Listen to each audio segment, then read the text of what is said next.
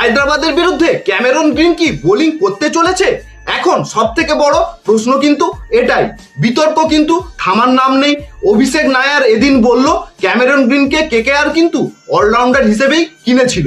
কারণ হিসেবে অভিষেক নায়ার বলেছে যে যেহেতু অ্যান্ড্রে রাসেল এবছর কলকাতার হয়ে আর খেলছে না, সুতরাং বিকল্প হিসেবে কেকেআর একজন দুর্দান্ত অলরাউন্ডার চেয়েছিল, তাই জন্য তারা ক্যামেরন গ্রিনকে দলে নেওয়ার জন্য কিন্তু ঝাঁপিয়েছিল। কিন্তু দুর্ভাগ্যবশত অস্ট্রেলিয়ান ক্রিকেট বোর্ডের নিষেধাজ্ঞার জন্য ক্যামেরন গ্রিন এখন কেকেআর এর হয়ে প্রথম ম্যাচে বোলিং করেনি।